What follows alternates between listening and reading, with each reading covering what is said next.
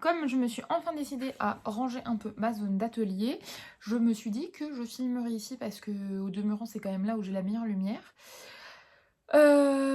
Aujourd'hui, j'avais plein de choses à dire là et ça y est, là au moment où j'ai allumé la caméra, je sais plus ce que je dois dire. Oui, déjà premièrement, c'est que normalement j'ai un petit peu bidouillé mes problèmes de stockage, donc logiquement je peux refilmer à l'iPhone. Je vous dis ça, il y a moyen que dans 2 minutes, je reçoive une notif stockage plein, impossible de filmer. Et là, je pète les plombs, hein. Et donc, on est de retour après à filmer à l'iPad parce que j'ai pas envie d'y passer 10 ans. Même peut-être encore pire, au photobooth avec mon ordi. Oui, peut-être qu'on va en arriver là, je ne sais pas. Bref, c'est toujours mieux avec le téléphone quand même parce que je trouve que la qualité est un peu meilleure et le son aussi quand même. Bref, qu'est-ce que je voulais vous dire aujourd'hui? Aujourd'hui, on voulait parler, puisqu'on est plusieurs, hein, bien sûr. Je voulais parler des challenges créatifs. Bon, ce sera dans le titre, hein, de toute façon. Des challenges créatifs type Inktober et tous ses dérivés, donc Pitchtober et toutes les listes de challenges, etc. Parce que je me sens à la fois concernée et en pleine, comme d'habitude, réflexion sur le sujet. Pourquoi? Parce que, bon, rentrons direct dans le vif du sujet. Pour ceux qui ne connaissent pas du tout ça, Inktober, c'est un challenge créatif qui existe depuis des années. Alors honnêtement, c'est très mal sourcé. Je vais pas vous dire qui c'est qui l'a créé. C'est quelqu'un de connu dans le game de l'illustration sur Instagram. Ça a eu tellement de dérivés et de variantes qu'aujourd'hui, je vous avoue que je ne sais pas. Et je n'ai pas du tout envie d'aller chercher. Comme d'habitude, ici, on est en roue libre et on ne se source pas, hein, parce qu'on n'est pas là pour être précis finalement. Bref. Euh, et en fait, le but, c'est de faire... Il y a un prompt par jour. Donc, c'est une liste avec un mot-clé, typiquement. Et l'idée, c'est de dessiner une fois par jour sur ce prompt, d'interpréter ce truc-là. Alors, je crois qu'Inktober, à la base, c'était juste avec de l'encre, enfin, techniquement. Mais après, ça a été dévié en dessin en général, illu, après, mais, enfin, ça a été varié en tout un type tout un tas de médiums, etc. Une des listes les plus connues, en tout cas que moi, à un moment donné, j'avais pu être inspirée à suivre, c'était Peachtober, donc c'est la créatrice Furry Little Peach, qui est une illustratrice australienne, qui a du coup lancé sa propre liste annuelle. Qui en soi, c'est toujours très inspirant, ce qu'elle crée, c'est toujours magnifique, et les mots qu'elle choisit sont toujours très sympas, et playful, et machin et tout. Oui, mais si vous voulez, là, cette année, j'ai un peu une réflexion par rapport à tout ça, où je fais un petit peu ma rageuse. Non, c'est pas ça. En vrai, c'est pas ça, parce que j'adore toujours voir les créations qui en découlent et tout ça, c'est toujours intéressant, toujours inspirant et toujours assez chouette de voir les interprétations de chacun, les médiums utilisés, etc. Notamment la liste de Pitchtober qui est en médium libre. Du coup, c'est plutôt chouette. Et en fait, ça colle parce que la liste, elle est tellement utilisée que du coup, moi, il y a des illustrateurs que je suis qui font cette liste-là, donc ça me permet de voir des créations d'illustrateurs que moi j'aime à travers cette liste que moi aussi je suis, donc c'est cool. Mais ça m'a un peu saoulée. Voilà. Pourquoi? Bon, évidemment, je vais un peu développer. C'est que, si vous voulez... Bon, déjà, l'année dernière, j'avais voulu le faire. Et ça avait été super chaotique. Genre, j'avais décidé de le faire genre 1 ou 2 jours avant. De me dire vas-y j'essaye, on verra. Sauf qu'en fait, je me suis... En fait, voilà, on va venir vite au propos de pourquoi ça m'a saoulée. Mais je sais pas, j'arrivais pas à trouver ma technique, j'arrivais pas à trouver ma gamme de couleurs, j'arrivais pas à trouver mon angle d'attaque. J'avais dans mon petit carnet que je n'ai pas à portée de main ici, commencé un petit peu à chercher des idées pour les prompts, etc. Pour les jours et tout, faire des petits croquis et tout ça. Bénéfice net, presque mes petits croquis à l'arrache étaient bien plus vibrants et expressifs que les 2-3 premiers jours où j'ai essayé de pondre des finaux où c'était pas du tout bien. Euh, Et au bout de 2-3 jours, en fait, que j'étais là, oh purée, c'est l'urgence et tout, j'ai arrêté et j'ai arrêté de me dire que j'allais le faire. Donc j'ai complètement abandonné le concept, quoi. En me laissant la liberté de me dire que potentiellement, dans le mois, j'y viendrai, je piocherai peut-être un mot au hasard et je le tenterai. Ce n'est absolument pas arrivé, spoiler, ce n'est absolument pas arrivé. Euh, Autre chose, c'est que de ça a aussi découlé tout un tas de challenges créatifs tout au long de l'année, avec des mois dédiés à ci, des comptes qui sont vraiment spécialisés dans les challenges, enfin voilà, tout un tas de challenges d'illustration que je trouve cool. Moi j'ai fait beaucoup à un moment donné de Draw This in Your Style, parce que c'était aussi ça à un moment donné qui permettait de faire de la visibilité pour le compte Insta. Ça a un peu marché à un moment donné, mais comme je dis un peu, c'est un peu quoi. Mais ça pouvait plus ou moins avoir une forme de rayonnement. Donc bon, ben, j'en avais fait, c'était sympa. Parfois, ça donnait aussi un peu des sujets. C'était sympa. J'ai fait par exemple le challenge 20 jours, 20 pages de Linistique. Je crois que j'avais pas fait les derniers jours, mais j'avais tenu un certain temps. Et j'étais assez contente de ce que ça m'avait permis de produire. Même si là, bon, j'étais un peu en technique libre aussi. Et c'est vrai que j'avais du mal à me conformer à un seul médium. Même si au début, je pensais que c'est ce que j'allais faire. Et en fait, pas du tout. Je crois au final peut-être que j'ai pas non plus la discipline nécessaire pour partir sur ce genre de challenge. Mais on va y venir sur le propos du truc. De pourquoi je parle de ça. Donc voilà un peu mon historique des challenges, c'est que j'en ai suivi un peu, j'en ai fait un peu, je les trouve sur le papier extrêmement intéressants et du principe de base, pourquoi pas. Mais c'est le principe de base et en vérité, c'est sûr que dans la pratique, là, je vous avoue que cette année, j'avais complètement oublié l'existence de ce truc de Inktober et ça a un peu refait surface du coup en septembre, puisque justement, parlons-en. Aujourd'hui, j'ai l'impression que les challenges créatifs et spécifiquement Inktober, qui est devenu vraiment un big deal, c'est devenu une machine à création et à pression absolument incommensurable. Je m'explique. Déjà, il y a cette exigence de tenir enfin de dessiner tous les jours pendant un mois entier. Sauf que je pense qu'à l'origine, le challenge, c'était un peu plus de l'ordre peut-être du croquis, de l'ordre de... Il existait plus pour rentrer dans une routine de dessin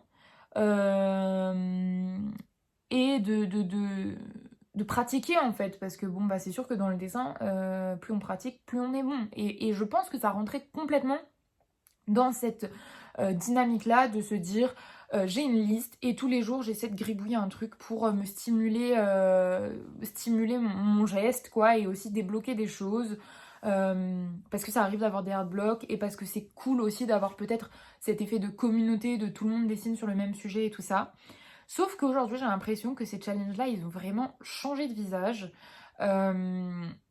parce que aujourd'hui on a les prompts et les listes genre un mois à l'avance, plus d'un mois à l'avance, pour se préparer.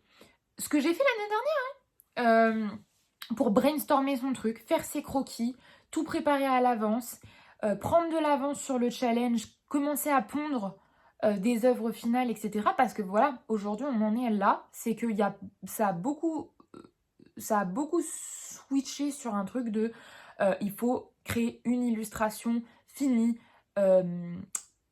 entre guillemets, vendable par jour. Sauf que en fait c'est énorme et c'est une pression de zinzin. C'est-à-dire que personne ne l'impose évidemment, mais j'ai l'impression qu'il y a un peu ce sous-texte dans le challenge où il a beaucoup évolué et je vois énormément d'artistes qui sont en mode je suis beaucoup plus à la bourre pour Inktober, Peachtober, ce que vous voulez que l'année précédente et tout. Et en fait je vois ça et je regarde et je vois qu'on est le 20 septembre et je suis en mode hein. Moi j'avais complètement occulté le machin et je me dis mais attendez mais en fait on est encore en septembre. En fait je sais pas quoi, il y a cette démarche de devoir se préparer en amont pendant des semaines, trouver aussi une cohérence entre toutes les illustrations. Vous êtes tombés. Alors je vais être obligée de vous tenir parce que j'ai trop la flemme de remettre... Attendez, est-ce que je peux vous remettre momentanément? Parce que mon trépied est nul, en fait. Est-ce que j'ai déjà dit qu'il fallait que j'investisse dans un trépied? Ça m'a l'air pas concluant. Écoutez, je vais continuer de vous parler pendant que je remets ça. Oui, donc je disais qu'il y avait une exigence réelle à... en fait, faire des pièces finies et... Ouais, ça m'a l'air vraiment douteux, mon affaire, là. Est-ce que ça va tenir sur le long terme? Non? Vous êtes déjà en train de descendre. Bon, bah écoutez, hein. Oh là, ça m'a l'air pas mal. Extrêmement bancal, mais peut-être viable. Oui, il y a cette exigence réelle de vraiment tenir sur le long terme, de tenir pendant un mois et en faisant des pièces finies, quoi. Je trouve ça overwhelming, si je puis me permettre, même si mes détracteurs viendront me dire, oui, parce qu'avec à peine 100 abonnés, on arrive quand même à avoir des haters, que j'utilise trop de franglais. Je trouve ça, oui, un petit peu too much. Je trouve ça trop de pression. C'est ma vision, bien sûr, parce que je pense que peut-être qu'il y en a, ça les challenge. Peut-être qu'il y en a, ils voient ça comme une fenêtre de tir pour être à fond dans la création et se fixer des objectifs de productivité et tout ça. Pourquoi pas? Pourquoi pas? Mais en fait, moi, l'année dernière, j'ai eu ce pro... Ih, vous êtes encore en train de tomber! Ih. Attendez. C'est catastrophique, c'est catastrophique.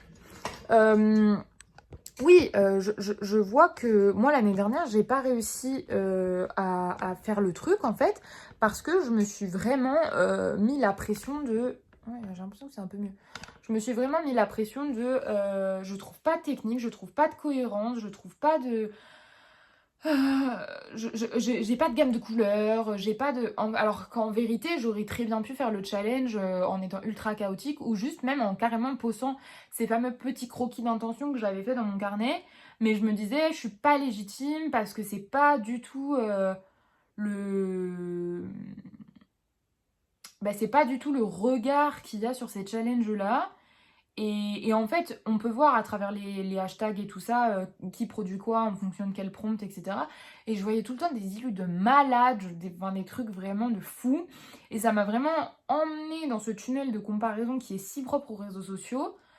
Et je trouve que du coup, ça a vraiment perdu de sa force d'esprit de communauté, on se débloque créativement. Moi, ça m'a plutôt du coup fait l'effet inverse. Et donc j'ai vu aussi des prompts, des prompt lists pour un peu faire le Inktober, mais version un petit peu plus détendue. Il y a des artistes qui proposent des listes où on produit un jour sur deux, un jour sur trois, ou alors une fois par semaine, ou que sais-je, ou alors on peut choisir ses mots dans une liste de mots, enfin, avec peut-être un peu plus de souplesse sur les règles. Mais en fait, même là... je sais pas, je me suis dit, même si je fais par exemple ce challenge-là, je vais avoir l'impression de me dire, ah, c'est pas le vrai. Enfin, il y a une forme je sais pas, d'engrenage et d'exigence un petit peu chiant. Peut-être qu'il y a une interprétation que moi je fais, c'est mon regard sur un certain type de contenu aussi. Et peut-être que je suis enfermée aussi dans un algorithme assez spécifique de choses, donc du coup je ne vais voir que ça. Mais c'est vrai qu'aujourd'hui, je trouve que c'est devenu un peu une machine, ce truc de Inktober et compagnie, si je puis l'appeler comme ça. Et c'est vrai que par exemple, je regarde du coup Furry Little Peach qui a lancé ce fameux challenge. Pour elle, c'est le mois de l'année qui est vraiment d'une intensité proche du burn-out, où elle poste tous les jours une illume, et elle poste un contenu de réel où elle filme la production de son illustration, ou un autre contenu où elle filme le brainstorming de l'idée dans son carnet de croquis, comment elle en est venue là, et ensuite comment elle le met en pratique sur une illu finale, avec quelle technique, cette technique même qu'elle reprend tout le long du mois, etc., pour avoir une cohérence sur toutes les illustrations et tout ça. Je trouve que c'est une pression de malade, en fait, genre vraiment. Et même elle le dit que c'est une pression de malade. Alors après, je pense que c'est elle qui a créé, qui aujourd'hui a stimulé encore plus le challenge d'Inktober en créant le sien, sachant qu'elle a une énorme communauté et tout ça. Et c'est vrai que c'est souvent sa liste qui est reprise, en tout cas par les illustrateurs que moi je suis. Euh, euh, et c'est vrai que sa liste est beaucoup, beaucoup utilisée. Donc je pense que maintenant qu'elle est un peu dedans, bon bah de toute façon elle le fait. Parce que de toute façon elle en est la créatrice, donc bon, voilà. Mais à côté de ça, je sais pas. Enfin, après, à la fin du mois d'octobre, elle passe en repro toutes ses illustrations, c'est 30 ou 31 illustrations pour les mettre en vente, etc. Donc ça reste une forme de business aussi pour elle. J'imagine que c'est lucratif aussi. Enfin, je pense qu'il y a quelque chose derrière. Mais c'est vrai que j'ai l'impression qu'on a perdu un peu l'essence même du challenge de base et que quand j'y pense, ben, ça m'inspire plus de la pression que de la création. En fait, ça m'inspire plus une idée de productivité, de surproduction et d'overstimulation plutôt que justement de se libérer et de débloquer peut-être de la créativité, de débloquer des idées. Enfin, en fait, je trouve que c'est plus très expérimental, c'est plus très... on n'est plus trop au stade du gribouillage qu'on va partager avec une communauté. Après, il faut accepter, les réseaux sociaux ont changé. Je pense qu'Inktober, ça a été créé vraiment dans les débuts d'Insta. Et on le sait pour les anciens d'Insta que ben, Insta, c'est plus ce que c'était. Aujourd'hui, on doit proposer des contenus qui sont très finis, qui sont très lissés, qui sont très jolis, on utilise le terme instagrammable, donc enfin voilà, je pense que ça c'est vraiment rentré dans cet engrenage-là de pouvoir être, d'avoir un peu ce label de moi je suis capable de proposer 30 illustrations, 30 jours d'affilée qui envoient du lourd, quoi. Et je trouve ça ouf. Et peut-être que j'ai l'air d'une vieille aigrie parce que peut-être qu'en fait, je m'en sens pas capable. Et du coup, j'ai cette réflexion-là parce que je suis because I'm a failure. Parce qu'en fait, parce que je suis une merde. Non, mais je veux dire, je sais pas, en fait, peut-être que moi j'ai cette réflexion-là parce que dans mon prisme à moi, je me dis, c'est impossible que je puisse m'infliger un tel truc, en fait. C'est pas possible. Et déjà, je vois tout au long de l'année à quel point ma créativité peut être capricieuse. Je vois pas par quel biais je peux produire pendant 30 jours non-stop. Sachant que, je vous dis ça, prenons en contexte la vie réelle. C'est-à-dire que bah, moi, j'ai un travail à côté en temps partiel, certes, qui me laisse du temps pour ma création. Mais en fait, je peux pas du coup passer tout mon jour de libre ou ma demi-journée de libre en fonction de mes horaires de travail à juste plancher sur le Pitchtober pour avoir 30 jours de création sur Instagram. Enfin, je veux dire, moi derrière, ça ne me rapporte rien, à part certes une vitrine qui peut être très jolie et développer mes réseaux et aussi être dans une certaine production artistique. Mais si c'est une production artistique qui est très cadrée, je suis pas forcément sûre que ce soit intéressant pour moi, en tout cas, vu la taille de mon business, on va dire. Donc, après, je me dis, pourquoi pas, moi, jouer ce jeu-là en retournant aux bases et en choisissant, par exemple, de juste poster le croquis d'une prompt list, comme j'ai pu faire l'année dernière, mais du coup, de vraiment le poster, soit de le poster en carrousel ou que sais-je, soit de juste le mettre en story et après mettre une story à la une, mon Pitchtober, et au moins, il y a ce côté peut-être de plus de spontanéité, de gribouillage, et puis même si c'est raté, je le poste pas. Enfin, il y a moins cette pression-là. Peut-être que c'est à moi aussi de me créer ce cadre-là où je vais pas forcément rentrer dans une esthétique qui est celle d'aujourd'hui. Pourquoi pas? En tout cas, aujourd'hui, je sais pas. Je me questionne vraiment sur tous ces challenges créatifs parce que dans un sens, je trouve qu'ils ont du bon, effectivement, parce qu'ils peuvent nous permettre d'aborder